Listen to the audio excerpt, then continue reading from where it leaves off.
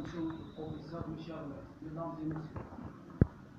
Je suis honoré de vous présenter la question sur l'arrêt cardio-respiratoire, que j'espère sera à la hauteur de votre attente. Je commence par le sommaire qui compose l'introduction, épidémiologie, chaîne de survie, d'étiologie, signes de l'arrêt, bilan vital du patient, technique et matériel d'inspiration, la conduite à tenir, le devenir médical. On a une nouvelle perspective, je pense, la voie intra-osseuse. L'introduction. L'arrêt cardio-respiratoire, c'est une urgence vitale, c'est une interruption vitale de la circulation sanguine dans le corps. Il s'accompagne d'un arrêt.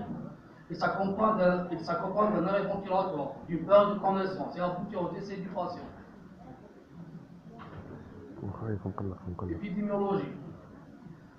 J'ai mis la Fédération française de cardiologie comme référence. Dénote environ 180 000 décès par an d'origine cardiovasculaire et environ 120 000 infarctus de myocarde et 130 000 accidents vasculaires circulatoires.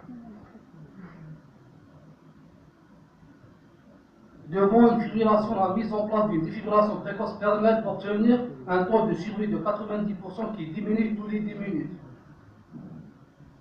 La chaîne de survie. Récemment, de nombreuses études ont mis en évidence les conditions qui, lorsqu'elles sont réalisées très précocement, permettent d'améliorer le pronostic. Elles constituent les moyens du chaîne de survie. Voilà ces 4 moyens du chaîne de survie. Premier moyen, identification et appel de secours pour donner l'alerte cardiaque, réanimation précoce pour gagner du temps, défibrillation précoce pour redémarrer le cœur, les soins après la respiration cardiaque pulmonaire pour restaurer la qualité de vie.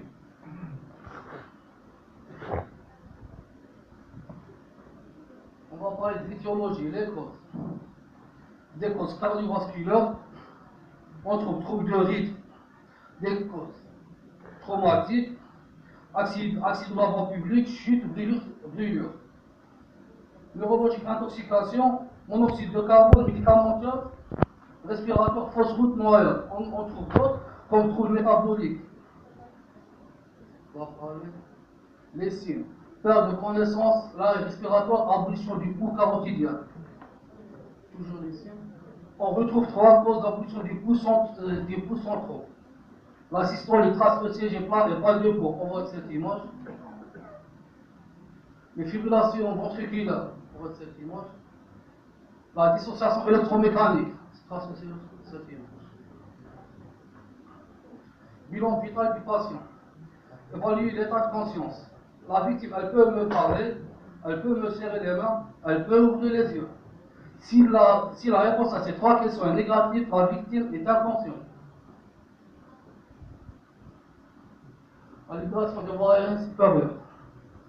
La libération des voies aériennes après avoir constaté l'inconscience du patient et se déroule en 3 étapes. Desserrer l'audigraphe tout ce qui peut gêner la ventilation du patient, lorsqu'il est pris d'armes en tête en arrière en élevant le menton, on voit cette image. Vérifier s'il n'y a aucun corps étranger de suture dans la bouche en ouvrant celle-ci. Évaluer la détresse ventilatoire. Entendre la présence ou non d'une ventilation, sentir sur sa joue la présence ou non d'un souffle, observer la présence ou non du mouvement de la cage thoracique. Cette constatation doit durer 10 secondes. Dans le cas où toutes les réponses sont négatives, la victime est en arrêt ventilatoire.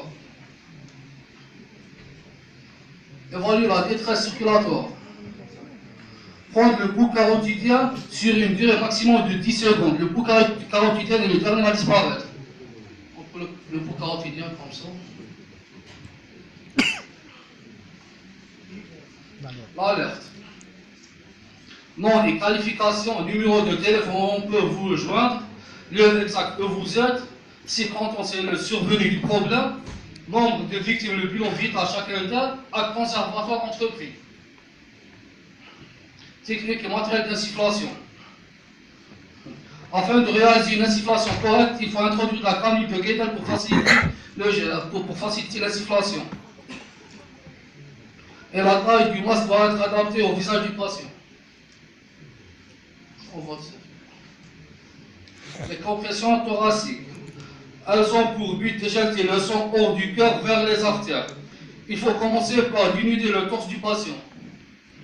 le talon de la main doit être au centre de la poitrine. Position de la main. La hauteur de compression doit être située en 4 ou 5 cm. Avec le talon de la paume de la main uniquement. Et les bras doivent être tendus et verrouillés. L'aspiration. Elle se présente sur divers formes. Murale, portatif, fixe au chariot d'urgence, comme de venturé fixe à la bouteille d'oxygène. Le défibrillateur automatique. Les défibrillateurs automatiques regroupent les différents types de défibrillation à caractère automatique, que ce soit le défibrillateur automatique ou semi-automatique, permettent à une personne non médicale de délivrer des électrochocs lorsque ceux-ci le recommandent. La conduite à tenir. Placer le poisson décubitus dorsal sur un plan dur. Assurer la libération des voies aériennes supérieures. Aspiration.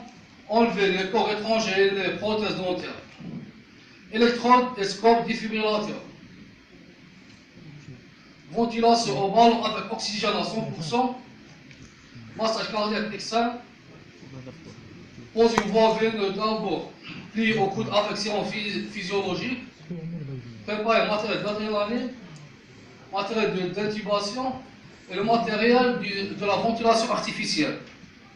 On va passer au devenir médical. Lors de l'arrivée de l'équipe médicale, le médecin intubera le patient lui prodiguera des injections d'adrénaline nécessaires, ainsi que l'apport médicaments divers. Une nouvelle perspective, la voie intra-osseuse.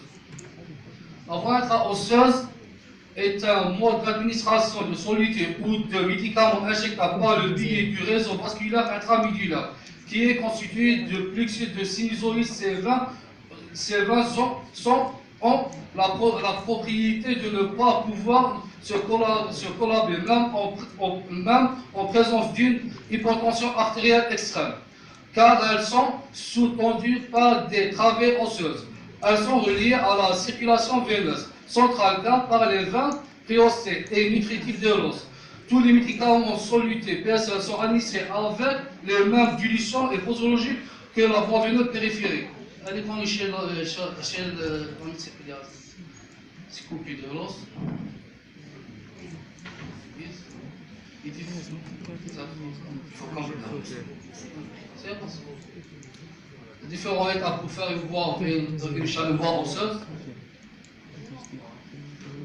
Elle est connue chez l'enfant. Merci pour votre attention.